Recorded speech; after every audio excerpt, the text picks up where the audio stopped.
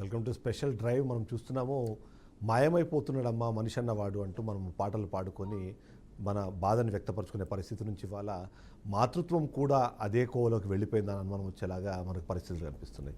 ఈ మధ్యకాలంలో మనం కొన్ని సంఘటనలు చూస్తుంటే మాత్రము ఎందుకు ఇలాంటి పరిస్థితి ఏర్పడుతుందో అర్థం కాని సిచ్యువేషన్తో మనకు కనిపిస్తుంది. ఎందుకంటే నవమాసాలు మోసిన ఆ తల్లి మనసుకి ఏమైందో, మరి తన బిడ్డ బొడ్డు కోస్తే అయ్యో అంటూ కన్నీళ్లు పెట్టి మరీ మనసును తడితెచ్చున్నది. బుడిబుడి అడుగులు వేస్తూ బుజ్జాయి చిన్నారి అంటూ లాలించి ఆ తల్లి కనుమరుగైంది. క్రూర మృగాలైన వాటి పిల్లలను కాపాడుకోవడానికి ఎంతకైనా తెగిస్తాయి. అవసరమైతే ఆ మృగాలే ప్రాణాలు కలుపుతాయి. కానీ ఈ మానవలోకానికి ఏమైంది? ఏదైనా దిష్టి సోకిందా అనిపిస్తోంది. పుట్టగానే పుడమి నుంచి దూరం చేస్తున్నారు. అభం శుభం తెలియని వయసులో బకెట్లలో ముంచుతున్నారు. అసలే మాటలు రాని ఆ పసిగొంతులను నులిమి కోసి కర్కశంగా మారుస్తున్నారు. ఇక ఎక్కడా లోపం, ఎవరిది పాపం? కని పెంచే తల్లులే మరణ శాసనాలు రాస్తూ సభ్య సమాజాన్ని ఇటువైపు తీసుకెళ్తున్నారు. క్షణికావేశంలో కన్నీళ్లకు కోటలు ఎందుకు కడుతున్నారు? ఇలాంటి ఘటనే హైదరాబాద్లోని జీడిమెట్ల పోలీస్ స్టేషన్ పరిధిలోని గాజుల రామరంలో వెలుగు చూసింది.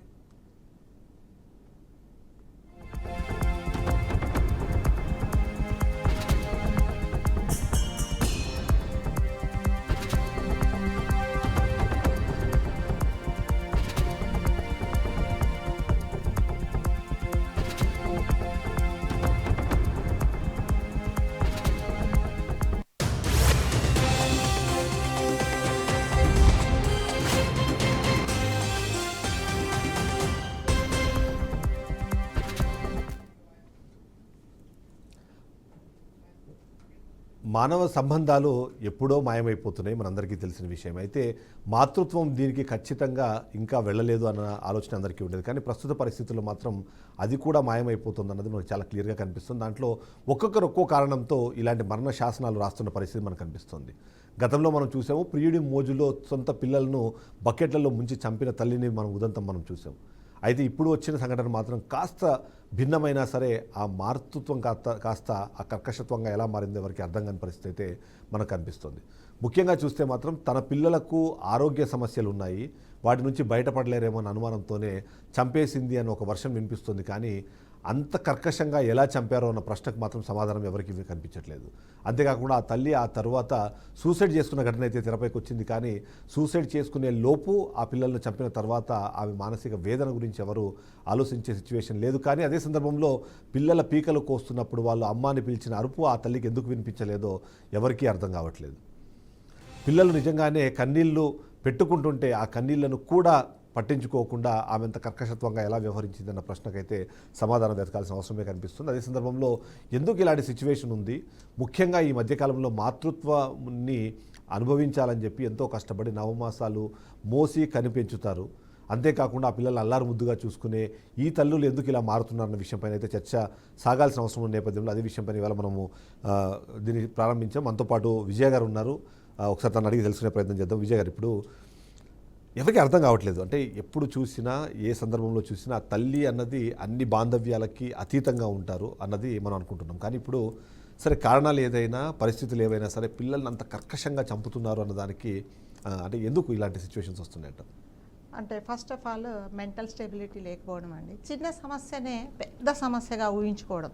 సో ఇప్పుడు ఆమె చెప్పిన కారణాలు అయితే ఒక 6 పేజెస్ ఏదో నోట్ రాశారు ఆవిడ, సూసైడ్ నోట్. అందులో ఏంటంటే నాకు కూడా హెల్త్ బాగాలేదు, మా పిల్లలకు కూడా ప్రతి 2 గంటలకు ఒకసారి నేను కళ్ళల్లో డ్రాప్స్ వేయాల్సి వస్తున్నది, ప్లస్ వాళ్ళకి ఏదో బ్రీతింగ్ ప్రాబ్లమ్స్ కూడా ఉన్నాయి. అసలు అంటే వేరే వాళ్ళ సమస్యలతో, వేరే పిల్లలకు ఉండే వాళ్ళ సమస్యలతో మనం పోల్చుకుంటే ఇది పెద్ద సమస్య కాదు.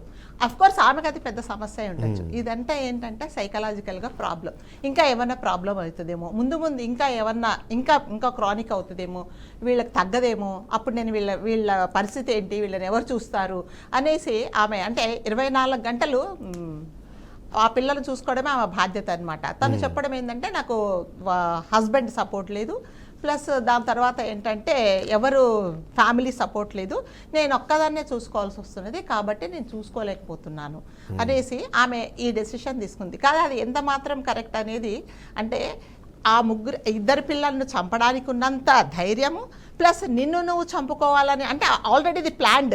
అవును. ఇప్పటికిప్పుడు ఏదో ఆవేశంతో వాళ్ళని చంపేసి ఇది చేశారు. ఒక 2 రోజుల క్రితమే ఆమె ఒక కత్తి తీసుకొచ్చి పెట్టుకుంది. అది కొడవలు అంటారు కొంతమంది, కొబ్బరి బొండాలు కట్ చేసేది.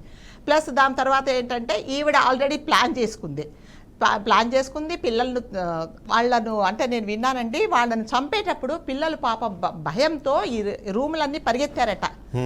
అంత భయంతో. అంతే కదండి, చిన్నపిల్లలు వాళ్ళు. ఒకరికి 9 years, ఒకడేమో 6 years, 2nd class UKG I think. So అంత చిన్నపిల్లలు ఇట్లా రూములన్నీ ఇట్లా పరిగెత్తితే కూడా వాళ్ళని వెంటాడి చంపేసిందంటే అంటే ఇలాంటిది మనం ఎక్కడ వింటామంటే ఏ రాజకీయ నాయకులో, ఏ కక్షలో, లేకపోతే ఇంకా ఏదో వేరే విషయాలు. తల్లి పిల్లల్ని వెంటాడి చంపింది అంటే ఆమె మెంటల్ స్టెబిలిటీ ఎలా ఉందో అనేది మనం ఒకసారి ఊహించుకోవాలన్నమాట. ఖచ్చితంగా మీరు అన్నది మెంటల్ స్టెబిలిటీనే ఇక్కడ కీలకమైన సమస్య. చిన్న సమస్యను తను చాలా పెద్ద సమస్యగా ఊహించుకుందన్నమాట. సో అందుకని చెప్పేసి ఇదేంటంటే ఆ ధైర్యం అనేది ఆమెకి అంత ధైర్యంగా చంపింది కదండి. ఇప్పుడు మన కన్న పిల్లలకు కానీ ఎవరికి కానీ ఒక చిన్న అంటే రక్తం బొట్టు చూసినా మనము చాలా విలవిల్లాడిపోతాం. అలాంటిది 9 సంవత్సరాలు కని పెంచిన వాళ్ళను నువ్వు అట్లా వెంటాడి చంపావు అంటే ఎక్కడి నుంచి వచ్చింది ఆ ధైర్యం అనేది? దాని ధైర్యం కాదు, అది నిజంగా చెప్పాలంటే ఉన్మాదమే. అది ఉన్మాదమే, ధైర్యం కూడా కాదు. ధైర్యంతో కూడిన ఉన్మాదం అనొచ్చు, ఉన్మాదం కూడిన ధైర్యం కూడా అనొచ్చు అనమాట. సో కన్న పిల్లల్ని సో అలా చంపింది అంటే ఆ సందర్భంలో ఇక్కడ కీలకంగా 2 విషయాలు మాట్లాడుకోవాలి. సరే, ఒకటి ఈమె అంత ప్లాన్డ్గా చేసింది, వీటన్నిటికీ సంబంధించిన కారణాలు మనకు కనిపిస్తున్నాయి. కానీ ఆ చిన్నపిల్లల్ని ఎందుకు మా అమ్మ మాతో ఇలా బిహేవ్ చేస్తుంది, ఎందుకు అంటే ఇప్పుడు ఒకరిని చంపేటప్పుడు ఇంకొక అతను చూస్తూ ఉంటాడు అక్కడ, అంతే కదా, ఎందుకు ఆ గొంతు కోస్తున్నారు, ఎందుకంటే అది అర్థమయ్యే ఏజే ఒకరిగా చెప్పాలంటే. సో అలాంటి సందర్భంలో ఎందుకు గొంతు కోస్తుంది నా తల్లి, లేకపోతే ఎందుకు ఇలా వ్యవహరిస్తుంది అన్న దాన్ని వాళ్ళ మెంటల్ స్టేజ్ ఎలా ఉంటుంది. వాడు చిన్నవాడు ఇట్లా పరిగెత్తుతున్నాడట, అన్నయ్యను చంపేస్తాం అదేంటి కోస్తున్నప్పుడు. అంటే వాళ్ళు ఎంత మానసిక క్షోభ అనుభవించింటారు అనేది అది ప్రత్యక్షంగా వాళ్ళకు మాత్రమే తెలుసండి. సో ఇది ధైర్యం అనేది అంటే చిన్న సమస్య, ఆమె చాలా ఇంతకంటే పెద్ద సమస్యలతో మాట్లాడే పిల్లలను కూడా తల్లిదండ్రి చాలా అపురూపంగా చూసుకొని మాకు ఇంతే ప్రాప్తము, ఇంతే అనేది చూసుకునే వాళ్ళు ఉన్నారు. మరి ఈవిడ ఎందుకు అట్లాంటి నిర్ణయం? తను ఏమంటే నాకు ఫ్యామిలీ సపోర్ట్ లేదు, నేను ఒకవేళ నాకు కూడా కొన్ని సమస్యలు ఉన్నాయి, అవి కొన్ని సమస్యలు పెద్ద క్రానిక్ డిసీజెస్ ఏం కావు. సో అదేంటంటే మీరు మళ్ళీ చెప్పడం ఏంటంటే ఆ స్టెబిలిటీ లేకపోవడము, చిన్న సమస్యను పెద్ద సమస్యగా తను చూడడము, సైకలాజికల్గా తను చాలా డిప్రెషన్లో ఉండింది అనమాట. సో అలా ఉన్నప్పుడు మరి ఫ్యామిలీ కానీ లేకపోతే హస్బెండ్ కానీ ఈమె మెంటల్ స్టెబిలిటీ ఇలా ఉందని కొంచెం ఏదన్నా ముందు జాగ్రత్త తీసుకొని ఉంటే బాగుండేది. మరి ఖచ్చితంగా ఇప్పుడు ఈ మధ్యకాలంలో ఈ న్యూక్లియర్ ఫ్యామిలీస్ వచ్చిన తర్వాత ఆ తల్లి సంరక్షణలోనే పిల్లల్ని పెడుతున్నారు కాబట్టి అనుమానం వచ్చే అవకాశం అయితే ఎట్లాంటి పరిస్థితిలో ఉండదు. అంతకుముందు అమ్మమ్మలో నానమ్మలో ఎవరో ఒకరు ఇంట్లో ఉండేవాళ్ళు, ఇలాంటిది ఏదైనా జరిగినప్పుడు వాళ్ళకి ధైర్యం చెప్పడానికి కానివ్వండి, సర్ది చెప్పడానికి కానీ అవకాశం. ఇప్పుడు అది లేకపోవడం అన్నది ఇలాంటి సమస్యలకు కారణంగానో లేకపోతే ఇలాంటి ఘటనలో ఇలాంటి నిర్ణయాలు తీసుకోవడానికి ఇలాంటి కారణాలే అంతే. అంటే ఎవరు లేరు, చెప్పేవాళ్ళు లేరు. నిజంగా ఇప్పుడు ఆ ఇంట్లో ఎవరైనా పెద్దవాళ్ళు కానీ ఇంకా ఎవరైనా తనకు సంబంధించిన వాళ్ళు కానీ ఉన్నప్పుడు తప్పకుండా ఆపేవాళ్ళు కదా. అది లేకుండా చేసుకున్నారు అని అంటే ఎవరు లేనందుకే ఆమెకి ఎవరు చెప్పేవాళ్ళు లేరు అనమాట.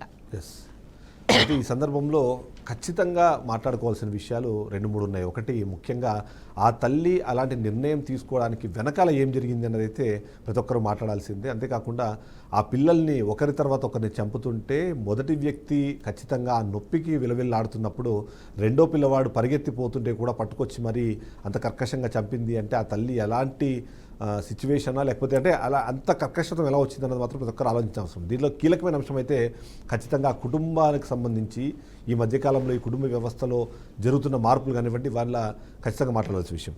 అయితే మేడం ఇంకొక చాలా కీలకమైన అంశం ఏంటంటే ఇది ఆ పిల్లలకు సమస్య, ఇది ఒక డిస్కషన్ మనం చేస్తున్నాం. మరొక కీలకమైన అంశం మొన్న చూసాము, ఒక ప్రియుడి మోజులో పడి పిల్లల్ని బకెట్లలో నీళ్ళలో చంపేసిన ఒక సిచ్యువేషన్ మనం చూసాం.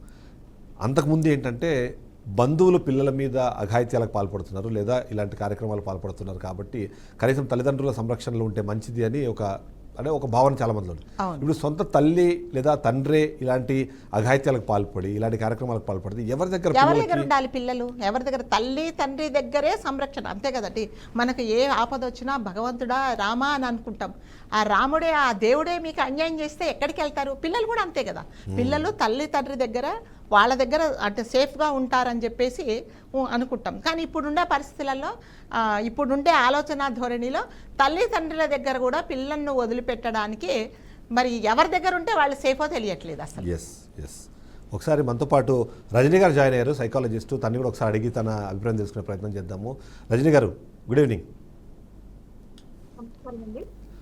ఎస్ అంటే ఇప్పుడు ఇక్కడ అంటే చాలా అంటే అంటే ఆశ్చర్యం అనాలా లేకపోతే దీన్ని ఏమనాలో అర్థం కావట్లేదు, కానీ సొంత తల్లి తన పిల్లల్ని అంత కర్కశంగా అంటే తుదముట్టించడము, అంటే మనం మామూలుగా చూస్తున్నాం ఏదో గోర్లు తీసేటప్పుడు ఏదో చిన్న దెబ్బ తాకితేనో లేకపోతే ఇంట్లో ఏదైనా సందర్భంలో చిన్నపాటి దెబ్బ తాకితేనే తల్లి గుండె తల్లడిల్లుతుంది అని మనము ఎప్పుడు వింటూ ఉన్నాము. అలాంటిది ఆ తల్లి అలాంటి ఒక నిర్ణయం తీసుకొని ఆ పిల్లలు అంత కర్కశంగా చంపడము అన్న దానికి సో ఏంటి ఆ సైకలాజికల్గా వాళ్ళకి ఏమైనా డిసార్డరా లేకపోతే ఏం జరిగి ఉంటుందంటారు? ఫస్ట్ అండి, this incident is a societal shock. Yes so it's completely shocking incident. ఏంటంటే దీంట్లో తెలిసేది ఏంటంటే ఫస్ట్ మానసిక పరిస్థితి వాళ్ళ మదర్ది చాలా ఇంపార్టెంట్. సో అదే విధంగా సొసైటీలో అంటే మనం అందరం ఇప్పుడు ఈక్వల్గా ఎందుకు కాంట్రిబ్యూట్ అవుతాము అంటే, బికాజ్ ఒకవేళ ఒక పర్సన్ మెంటలీ ఇల్గా ఉంటే కనుక కాంట్రిబ్యూషన్ ఆఫ్ సొసైటీ ఎంత ఉంటుంది ఐడెంటిఫై చేయడంలో అన్నది ఒకటి ఇంపార్టెంట్. అదేవిధంగా తల్లిదండ్రులు, ఆ అమ్మాయి వాళ్ళ తల్లిదండ్రులకి ఒకవేళ ఆ అమ్మాయి మానసిక సమస్యలు ఉన్నాయి అని తెలిసినా కూడా పెళ్లి చేసి ఉంటే కనుక వాళ్ళు ఏం ఆలోచించి ఉండొచ్చు అంటే, పెళ్లి చేసేస్తే పోతుంది అన్న ఒక మిత్ ఉంది చాలా మందికి, పెళ్లి చేస్తే పోతుందని. బట్ సైకలాజికల్ గా ఉంది అన్న సమస్య చెబితే పెళ్లి జరగదేమో అని అనుకుంటారు. So that is again triangle. మళ్ళీ తర్వాత కొంతమంది ఇప్పుడు హస్బెండ్ తరఫు వాళ్ళు ఏమని అనుకుండొచ్చు అంటే, మేబీ ఒకవేళ కట్నం ఇచ్చేస్తే సరిపోతుంది అని ఆలోచించవచ్చు. These are the general societal issues నేను మాట్లాడుతుంది. బట్ సైకలాజికల్ కాన్సెప్ట్ ఆమెలో ఆలోచించాల్సింది ఏంటంటే, percentage of this term is called filicide. Suicide అని వినుంటారు మీరు, ఫిలిసైడ్ అంటాం. ఫిలిసైడ్ అంటే ఏంటంటే పేరెంట్సే వాళ్ళ పిల్లల్ని క్రూరంగా చంపుతారు, and especially who are younger children. So this is completely that study మేము టెక్స్ట్ బుక్స్ లో చదివేటప్పుడు చూసేవాళ్ళం కానీ, but this is literal shocking incident which I'm seeing it today in our state. So ఇందులో ఏంటంటే సిమ్టమ్స్ ఐడెంటిఫై చేయడము అటు parents ఎంత ఇంపార్టెంటో అదే విధంగా అటు హస్బెండ్ కి కూడా తెలియాల్సిన అవసరం ఉంది. కానీ వాళ్ళకి తెలిసి దీన్ని అంటే వాళ్ళు పట్టించుకోకుండా ఉండడమే దీనికి కారణం అంటారు. ఎందుకంటే 9 ఏళ్ల బాలుడు అంటే ఖచ్చితంగా వాళ్ళ మ్యారిటల్ లైఫ్ 10 సంవత్సరాల పైననే ఉంటుంది. అలాంటప్పుడు 10 సంవత్సరాల్లో ఆమెను గుర్తించలేకపోవడము, ఆమె స్వభావాన్ని కానివ్వండి, వ్యవహార శైలిని కానివ్వండి అబ్జర్వ్ చేయకపోవడం అనేది ఆ కుటుంబం మిస్టేక్గా కూడా మనం చూడాలంటారా? అంటే ఇప్పుడు ఏమైపోతుందండి, సిమ్టమ్స్ అన్నది క్లినికల్ సైకాలజిస్ట్ లాగా నేను అదేవిధంగా సైకియాట్రిస్ట్ అబ్జర్వ్ చేయడం అన్నది మాకు ప్రాక్టీస్లో ఉంటుంది. బట్ ఇంట్లో పేరెంట్స్కి కావచ్చు, బయట సొసైటీలో కావచ్చు, అంత తెలియదు కదండి. So that is innocence. Nobody knows about the symptoms of mental illness. కానీ ఐడెంటిఫై ఎలా చేయాలి అన్నది చిన్నవి ఇప్పుడు ఇంతకుముందు ఇప్పుడు తెలిసినప్పటి నుంచి నేను కొన్ని వింటున్న వాటిల్లో తెలుస్తుంది ఏంటంటే, everybody is having awareness about ఈ తనకి మదర్కి సైకలాజికల్ ఇల్నెస్ ఉంది అన్నట్టుగా అక్కడ ఉన్న నేబర్స్ కి కావచ్చు, అదే విధంగా వాళ్ళ రిలేటివ్స్ కి కూడా చెప్పారు. అదే విధంగా వాళ్ళ హస్బెండ్ కూడా చెప్తున్నాడు, అంటే we don't have any financial issues, but ఏంటంటే కొన్ని ఇష్యూస్ ఉన్నాయి, అది వీఆర్ ట్రైంగ్ టు అంటే మాట్లాడుతున్నాము, అంటే హెల్త్ ఇష్యూస్ కావచ్చు అని. అంటే చిన్న ఇష్యూ అయినా కూడా మెంటలీ ఇల్గా ఉంటే కనుక అది చాలా ఎగ్జాజరేట్ గా తీసేసుకునే పరిస్థితి ఉంటుంది. That is one of the symptom in the patient. So ఒకటి ఏంటంటే చేసేటప్పుడు ఆ ఫిలిసైడ్ అన్న ఆ టర్మ్ లో ఏమైపోతుందంటే, ఐదర్ హాలుసినేషన్స్ అంటే చెవులో ఎవరో చెప్తున్నట్టు శబ్దాలు వినపడొచ్చు, that is one of the symptom which is seen in psychotic illness. అంటే చెవులో ఎవరో శబ్దాలు చెప్తున్నప్పుడు, ఇలా నువ్వు చెయ్యి అని చెప్తున్నప్పుడు, అంటే తెలియని వాయిస్, స్ట్రేంజర్స్ వాయిస్ కావచ్చు, ఎవరైనా వాయిస్ వాళ్ళ మదర్కి వినిపించండు, she is having some illness, అది వచ్చి ఉండొచ్చు. So she has reacted to it. Either the symptoms and different issues ఏంటంటే రివెంజ్ టువర్డ్స్, అంటే ఇప్పుడు పిల్లలకి ఏమన్నా అయింది అంటే, చిన్న హెల్త్ ఇష్యూస్ అయింది అంటే దాని గురించి చంపేయాల్సినంత అవసరం ఉండదు. But she has taken such a drastic step because probably తనకి ఎలా హ్యాండిల్ చేయాలో అర్థం కాలేదు situation, because she herself is taking under medication. Research ఏం చెప్తుందంటే 17% వాళ్ళు ఎవరైతే ఉంటారో ఇట్లా ఫిలిసైడ్ ఉన్న వాళ్ళు, ఆల్రెడీ పాస్ట్ లో మెడికేషన్ తీసుకుని ఉండొచ్చు, స్టాప్ చేసి ఉండొచ్చు. ఇప్పుడు Yes. సైకియాట్రిస్ట్ మెడిసిన్ ఇచ్చినప్పుడు ఒకవేళ సైకియాట్రిస్ట్ ని కన్సల్ట్ అయ్యేటప్పుడన్నా కూడా, సైకాలజిస్ట్ ని కన్సల్ట్ అయ్యేటప్పుడు కూడా చాలా మంది ఏమనుకుంటారు, సోషల్ స్టిగ్మా, ఓ నన్ను తీసుకొని వెళ్ళొద్దు, నాకు ఏమైనా ప్రాబ్లం అవుతుందా. That again is told by one of the channel. ఏమనంటే షీ వాజ్ రిపీటెడ్లీ టెల్లింగ్, అంటే నన్ను తీసుకొని వెళ్ళొద్దు, నన్ను 10 మంది ఏమనుకుంటారు అని. And even in the apartment also they are saying that తన బిహేవియర్ మాకు కొంచెం డిస్టర్బింగ్ గా ఉండేది, తన ప్రవర్తన ఒకసారి మంచిగా ఉండేది, ఒకసారి కాంట్రాస్టింగ్ గా ఉండేది. So these are all the symptoms. అలా ఉన్నప్పుడు తనని వదిలేయకుండా, అలాంటి పరిస్థితి ఉన్నప్పుడు, so somebody should have holded, అంటే వాళ్ళ మదర్ కూడా వచ్చారు అని చెప్తున్నారు. అవును. సో వాళ్ళ మదర్ ఉన్నప్పుడు there somebody who was taking care of the children. అంటే తనకు అలాంటి ఎపిసోడ్స్ వచ్చినప్పుడు, సైకాటిక్ ఎపిసోడ్ వచ్చినా కూడా yes. She was having a mother who was taking care. Okay. But when mother left, she was alone and children were going to school and she was having already depression అని చెప్తున్నారు. With her history of depression లో ఉన్నప్పుడు whether she was using medication or she was not using medication అనేది మనకి తెలియదు. అవును, అదే ఖచ్చితంగా విధంగా కరెక్ట్. పిల్లలు బయటకి వెళ్ళి వచ్చినప్పుడు 3:30కి కింద ఆడుకుంటున్నప్పుడు వాళ్ళ మదర్ తో మాట్లాడింది అని కూడా అంటున్నారు. when she spoke to her mother, వాళ్ళ మదర్ తో చెప్పిందంట, she was నేను పిల్లలు ఆడుకుంటున్నారు అంటే నువ్వు కూడా వెళ్ళు అంటే సరే అని చెప్పింది. సో ఆ ½ period it is very crucial. అంటే తనకి తెలియలేదు ఏం చేయాలి అన్నది. ఎస్. సో ఇమీడియట్లీ షీ, అంటే ఆ ప్లాన్ అదే తన కత్తి పెట్టుకోవాల్సిన అవసరం ఉండదు. సో అవును, అంటే బట్ అది చాలా ప్రీ ప్లాన్ గా చేసింది కాబట్టి ఆ సైకిక్ వైబ్రేషన్ కన్నా ఎక్కువ తను ఆల్రెడీ ఎప్పటి నుంచో అనుకుంటోంది అన్నది అయితే ఒక అనుమానం అయితే ఉంది.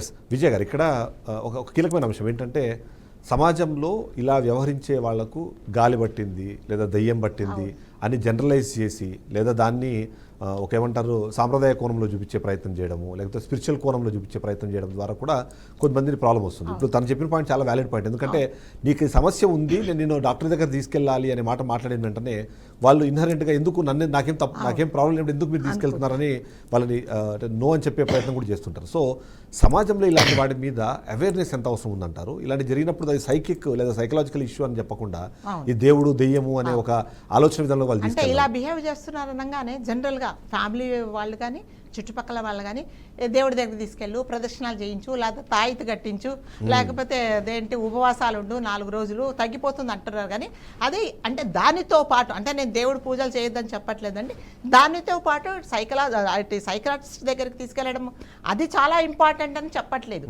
ఎవరికైనా బాగా లేకపోతే మీ వాడేంటి ఇలా బిహేవ్ చేస్తున్నాడంటే వాళ్ళు ఏదో నామోషిగా ఏదో పిచ్ అంటే అంటారు కదా, పిచ్చి పట్టిన వాళ్ళు అలా కాదు, అంటే ఏదో సంథింగ్ రాంగ్ ఉన్నది అందుకనే డాక్టర్ దగ్గరికి తీసుకెళ్ళాలని అనుకోవట్లేదు అనమాట.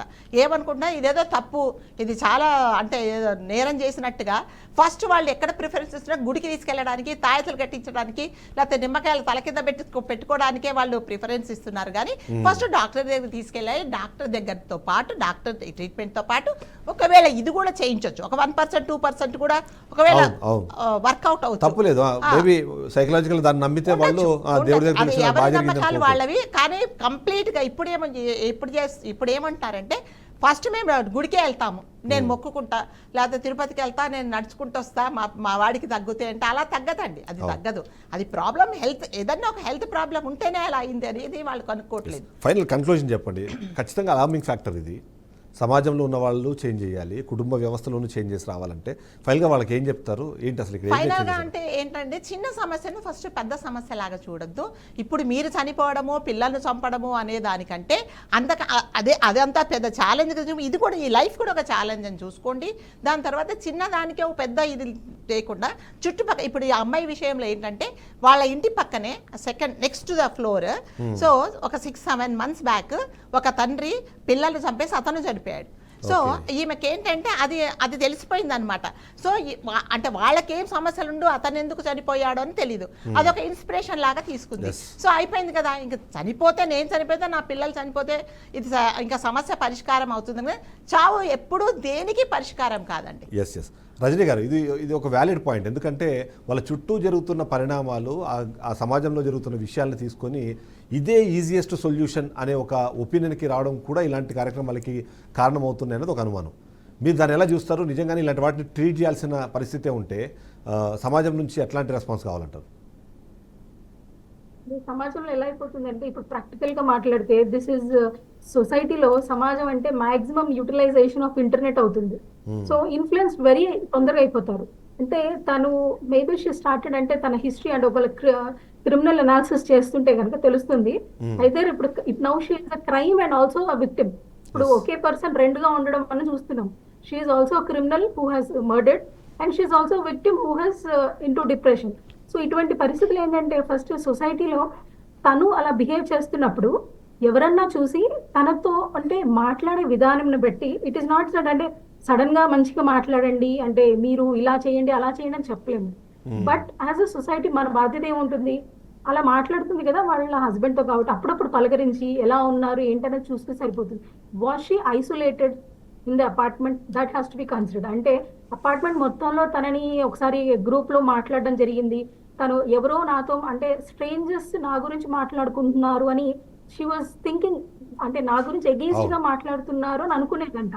So that is also one of the symptom which schizophrenic will have. అంటే నా గురించి టాకింగ్ బ్యాక్ చేస్తున్నారు అని. It means that she is having clear symptoms cause schizophrenia. అలా ఉన్నప్పుడు వాళ్ళ పేరెంట్స్ కానీ వాళ్ళ హస్బెండ్ కావచ్చు ఏం చేయాలి, her medication has to B checked. That is very important.